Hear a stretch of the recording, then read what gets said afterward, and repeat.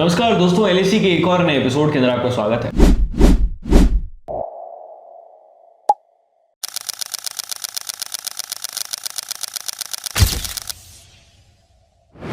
और आज इस एपिसोड में हम बात करने वाले हैं कि किस तरीके से जो ममता बनर्जी और ईडी के बीच में तकरार पहुंच चुकी है, उसके अंदर अब ईडी चाहती है कि सीबीआई भी आए, सुप्रीम कोर्ट ईडी पहुंच चुकी है। इसी के साथ साथ हमारी दूसरी खबर रहेगी कि किस प्रकार डोनाल्ड ट्रंप अब ईरान के ऊपर कब हमला करेंगे। मतलब अब ये लोग कह रहे हैं, जो मीडिया हाउसेस हैं बहुत सारे ये क्लेम कर रहे हैं कि just a matter of time, हमला होगा, लेकिन कब होगा बस वही सवाल है कि होगा या नहीं होगा। ये नहीं कि होगा तो जरूर, लेकिन कब होगा उसके ऊपर भी हम बात करेंगे। लेकिन अगर हम हमारी पहली खबर की तरफ बढ़ते हैं, जहां पर ममता बनर्जी के ऊपर अब शायद सीबीआई की तलवार भी आ सकती है ईडी के बाद, क्योंकि अब ईडी जो है सुप्रीम कोर्ट जा चुकी है। जब उनको हाई कोर्ट से एक बहुत अच्छा रिलीफ मिला, जहां पर हाई कोर्ट ने जो है, कलकत्ता हाई कोर्ट ने जो है ममता बनर्जी की याचिका जो उन्होंने ईडी के खिलाफ दर्ज करवाई थी, जिसके अंदर प्रतीक जैन भी ममता बनर्जी के साथ थे, जिनके घर पर और ऑफिस पर ईडी ने रेड मारी थी और ममता बनर्जी वहां पर जाके हरे रंग की फाइल और लैपटॉप और कुछ दस्तावेज हार्ड डिस्क जो है चुरा के लेकर आ गई थी। चुराने का शब्द मैं इस्तेमाल इसलिए कर रहा हूं क्योंकि उनके पास कोई अथॉरिटी नहीं थी, क्योंकि उस टाइम पे रेड चल रही थी और जब रेड चलती है तो ईडी की अथॉरिटी रहती है। लेकिन अब वही ईडी जो है सुप्रीम कोर्ट जा चुकी है। सुप्रीम कोर्ट जाने के बाद उन्होंने ये चीज कही है कि ममता बनर्जी और उनके जो कर्मचारी हैं, जो उनके ऑफिशियल्स हैं, जो उनके पुलिस वाले हैं, यानी जो डीजीपी हैं, कमिश्नर है, डिप्यूटी कमिश्नर है, उनके खिलाफ जो है सीबीआई जांच बैठनी चाहिए। तो कार्तिक, क्या पूरा मामला है इसके अंदर? विनम्र सीधी सीधी बात ऐसी है कि मामला कोर्ट के अंदर चल रहा था। कोलकाता हाई कोर्ट के अंदर ईडी भी पेश होती है और टीएमसी की ममता बनर्जी भी वहाँ पर पेश होती है, जो कि वहाँ की सीएम है। अब इसके अंदर कोर्ट ने सीधी सीधी बात कह दी और ईडी से पूछा कि भाई आपने कुछ सीज किया है, नहीं किया, क्योंकि ममता बनर्जी यही दावा कर रही है कि आपने कुछ सीज करा है। और ईडी यहाँ पर मना कर देती है कि ममता बनर्जी के ऑफिस से, यानी कि आईपैक का जो ऑफिस था, वहाँ से हमने कुछ भी चीज़ सीज ही नहीं करी, हम तो सबूत जुटा रहे थे। इतने में ममता बनर्जी घुस जाती है। तो कोर्ट ये कहता है कि जब आपने सीज ही नहीं करा तो ममता बनर्जी किस बिहाफ पर कह रही है कि आपने उनके दस्तावेज ले लिए, फलानी चीजें ले ली, तो वहीं ममता बनर्जी की जो याचिका है वो खारिज हो जाती है। अब ममता बनर्जी के साथ तो ये चीज होनी थी क्योंकि ममता बनर्जी झूठ बोल रही है, लेकिन इसके अंदर जिस प्रकार से आपने बताया कि ममता बनर्जी की कोई अथॉरिटी नहीं बनती है, तो मेन मुद्दा अब यही है। ईडी ने इसी चीज को पकड़ दिया है कि आखिर आप वहां पर घुसे कैसे, क्योंकि टीएमसी के कार्यकर्ता और ममता बनर्जी ये सफाई दे रहे थे कि मैं एज अ सीएम वहां पर नहीं घुसी थी, मैं एज अ टीएमसी की हेड, वहां की टीएमसी के जो अध्यक्ष है उसके तौर पर अंदर घुसी थी। तो सवाल ये है कि इस देश के अंदर कई अलग अलग जगह पर ईडी की रेड चलती है और हर बार जो रेड होती है वो सीएम से जुड़े हुए किसी चीज से नहीं होती है। तो अगर सीएम से जुड़ी हुई चीज से नहीं होती है तो क्या वो लोग वहां पर घुस जाते हैं रेड के पीछे? अगर Mamata Banerjee as a TMC की अध्यक्ष के तौर पर भी रेड के पीछे घुसी है तो क्या टीएमसी के अध्यक्ष को वहां की कोई जिम्मेदारी है? क्या प्रतीक जैन को भी इस प्रकार से कोई जिम्मेदारी थी, या फिर इनके लोगों की कोई जिम्मेदारी थी, या फिर भारत के किसी भी व्यक्ति को ऐसी जिम्मेदारी है या कुछ अथॉरिटी है कि वो ईडी की रेड के अंदर घुस जाते हैं? तो ये सफाई भी, पहली बात तो ये झूठ दे रहे हैं। दूसरी बात, अब ईडी जो है इसी चीज को लेकर सुप्रीम कोर्ट जा पहुंचा और ईडी ने कहा है कि सुप्रीम कोर्ट से डिमांड करी है कि हम चाहते हैं कि इसके ऊपर सीबीआई जांच हो कि ये जो गुंडागर्दी हुई है इसके अंदर पूरा पुलिस महकमा इन्वॉल्व था इसके ऊपर। ये है। तो अभी एट प्रेजेंट अगर हम देखें तो जो ईडी और दीदी के बीच में जो पूरी सब वो जो चालू हो चुका है, जंग चालू हो चुकी है, जहां पर क्या ये ममता बनर्जी अगली अरविंद केजरीवाल बन सकती है? तो सवाल वही है, क्योंकि पॉइंट इतना सा है कि क्या अगर ईडी और जो इसके अंदर अगर आप देखेंगे तो सेंट्रल गवर्नमेंट डायरेक्टली इन्वॉल्व नहीं है, इनडायरेक्टली इन्वॉल्व है। क्या उनकी जांच एजेंसीज हैं कि वो जो जांच एजेंसीज है वो उनको आके रिपोर्ट करती है, उनके मिनिस्टर्स को आके रिपोर्ट करती हैं, लेकिन अगर देखा जाए तो उनका कोई स्टेक नहीं है।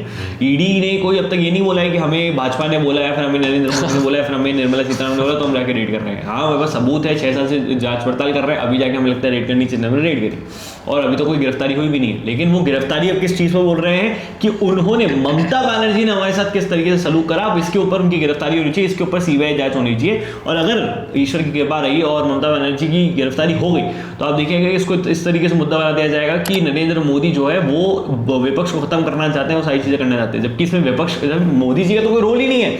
मोदी जी बेचारे क्या कर रहे हैं? हनुमान जी की पतंग उड़ा रहे हैं, जिसके ऊपर भी लोग सोशल मीडिया पे ट्रोल कर रहे हैं कि भाई अगर विपक्ष कर लेता तो फिर ट्रोल कर दिया जाता है, उनके ऊपर लानत हो जाती है, उनके खिलाफ जो है सारे वीडियोस बन रहे होते हैं। मोदी जी कर रहे हैं तो बिल्कुल सही कर रहे होंगे, तो वो वैसे ही वो अपनी जंग में, अपनी ही चीजों में अटके हुए, अपने ही पीआर में अटके हुए हैं, तो कहाँ वो ये सब चीजें कर रहे होंगे। लेकिन अगर हम बात पीआर की कर रहे हैं तो एक व्यक्ति है जो पूरी दुनिया भर में पीआर के लिए कुछ भी कर सकते हैं, वो डोनाल्ड ट्रंप। डोनाल्ड ट्रंप ने हाल ही में ईरान के प्रोटेस्टर्स को कहा कि वो ऑन द वे है, वो रेडी हैं, आप लोग हार मत मानिए। प्रोटेस्टर जो है ईरान के हार नहीं माने, ये उन्होंने बताया, उन्होंने बोला।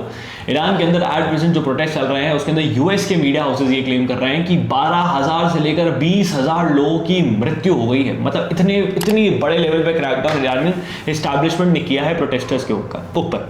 अब इसके दो ही नतीजे निकल के सामने आएंगे। पहला कि प्रोटेस्टर्स डर के घर में चले जाएंगे और प्रोटेस्ट खत्म हो जाएगा। दूसरा, प्रोटेस्टर्स और बढ़ चढ़ कर आगे आएंगे कि उनके परिजन को मारा गया है और वो इसके खिलाफ और ढंग से रिवोल्ट करेंगे, जो हमें सड़कों पर वीडियोस के अंदर देखने को भी मिल रहा है। सोशल मीडिया पे जो वीडियोस वायरल हो रहे हैं ईरान से, तेहरान से, कि जहां पर एक प्रॉपर कट्टर इस्लामिस्ट गवर्नमेंट एस्टैब्लिशमेंट बैठी हुई है जो फेमिनिज्म के कंप्लीट खिलाफ है, लेकिन हिंदुस्तान के फेमिनिस्ट कुछ नहीं बोल रहे हैं, वो चिल बैठे हुए हैं, वो कुछ नहीं कर रहे हैं।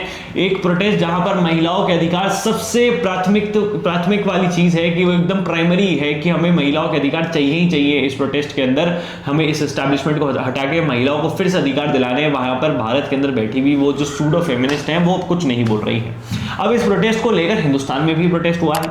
हिंदुस्तान में प्रोटेस्ट ऐसे हुआ है कि जो कारगिल वाला रीजन है वहां पर जो है शिया कम्युनिटी, मतलब ईरान जो है एक शिया बहुमल जो है कंट्री है और उस कंट्री के अंदर जो है शिया ज्यादा रहते हैं, इसलिए हिंदुस्तान के अंदर जो कारगिल वाला इलाका है वहां पे शिया ज्यादा रहते हैं। उन्होंने जो है खमीनी, जो अयतुल्ला खमीनी, जो ईरान के सुप्रीम लीडर है, जिनके खिलाफ ईरान की जनता प्रोटेस्ट कर रही है, उनके लिए भारत की जनता वो समर्थन में रैली निकाल रही है। तो ये तो अभी करंट सिनेरियो बन गया है कार्तिक। तो ये जो हिंदुस्तान में एक हो रहा है ना कि जयशंकर साहब ने कहा है कि वो फॉरेन मिनिस्टर से बात कर रहे हैं, लेकिन हिंदुस्तानी जो है ईरान के वो सुप्रीम लीडर को सपोर्ट कर रहे हैं और जो ईरान के अंदर जो जनता है वो उसका विरोध कर रही है और वो खुद चाहती है कि इजराइल आके अटैक कर दे, यूएस आके अटैक कर दे। और अब यही है कि अटैक होगा कब? देखिए, अटैक होगा कई मामलों के ऊपर, जिस हिसाब से देखने को मिल रहा है कि मिडिल ईस्ट के अंदर अमेरिका के जितने भी मिलिट्री बेसिस हैं वहाँ पर अमेरिका जो है कुछ लोगों को खाली करवा रहा है वहाँ से। इसी के साथ साथ वहाँ पर देखने वाली बात यह है कि इजराइल के जो प्रधानमंत्री बेंजामिन नेतन्याहू वो भी इजराइल को छोड़कर ग्रीस जा चुके हैं। इससे पहले भी वो ग्रीस चले गए थे जब ईरान के ऊपर अटैक कर रहा था इजराइल और यूएसए,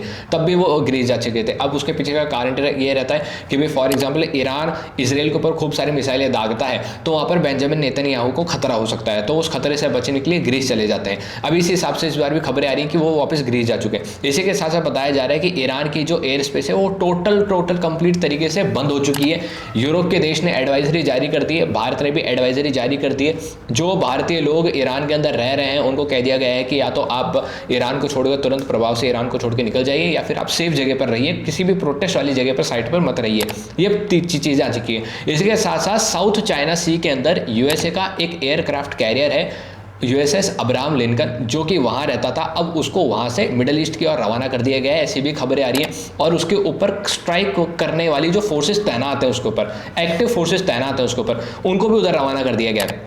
लेकिन विनम्र मेन बात आती है ईरान के अंदर जो कोर्ट है और वो कोर्ट कांटेक्ट में रहता है आयतुल्ला अली खमेनी के, और वो कोर्ट रहता है कांटेक्ट में उन फोर्सेस के जो कि इस्लामिक रिपब्लिकन गार्ड्स जो उनके कांटेक्ट में। उन्होंने एक व्यक्ति को गिरफ्तार करा जिसका नाम है इरफान सुल्तानी। इरफान सुल्तानी नाम एक युवा है, वहाँ पर कपड़ों का 26 साल का युवा है, कपड़ों का व्यापार करता था और उसको बताया जा रहा है कि ये इस प्रोटेस्ट का पोस्टर बॉय है। इसको गिरफ्तार कर लिया गया था और इसके ऊपर सजा सुनाई थी कि भाई इसको सार्वजनिक रूप से फांसी दी जाएगी, यानी कि बीच चौराहे पर फांसी दी जाएगी।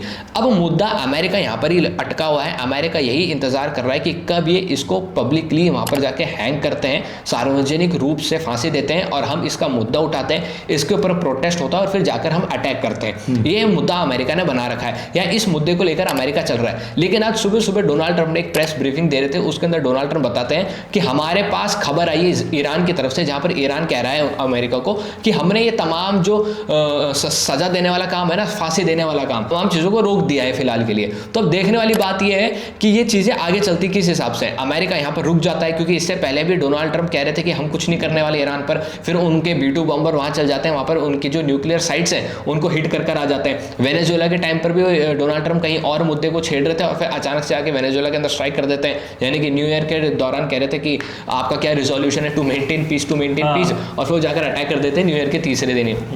तो ये तमाम चीज़ें हैं जो समीकरण बना रही है कि किस हिसाब से यूएसए प्लान कर सकता है ईरान के ऊपर अटैक करने का। इसी के साथ साथ जो भारत के अंदर प्रोटेस्ट हो रहा है, तो भारत एक इंडिपेंडेंट देश है, इसके अंदर फ्री स्पीच रहता है, फलानी चीज़ें रहती है, इसके मामलों को लेकर कई अलग अलग जगह प्रोटेस्ट होते रहते हैं। अगर कारगिल में भी कोई प्रोटेस्ट होता है तो वो एक छोटा सा प्रोटेस्ट है, हालांकि एक प्रोटेस्ट छोटा सा लद्दाख के अंदर भी रीजन में भी हुआ था। तो ये भारत के अंदर आपने फ्री स्पीच की बात कही, जब इजराइल गाजा के बीच में भी युद्ध चल रहा है, जो अभी भी चल रहा है, जब वो अपनी चरम सीमा पर एकदम पीक पर, तो उस पॉइंट पर भी भारत के अंदर गाजा के समर्थन में प्रोटेस्ट निकलते थे, मतलब रैलियां निकलती थी, लोग इकट्ठा होते थे गाजा के लिए, पैलेस्टाइन के लिए, हमास के लिए, मतलब जो एक टेररिस्ट ऑर्गेनाइजेशन है उनके लिए जो है समर्थन में नारे लगाते थे और भीड़ इकट्ठा होती थी। भारत ने एक भी व्यक्ति को इसके लिए गिरफ्तार नहीं, एक भी व्यक्ति को गिरफ्तार नहीं किया।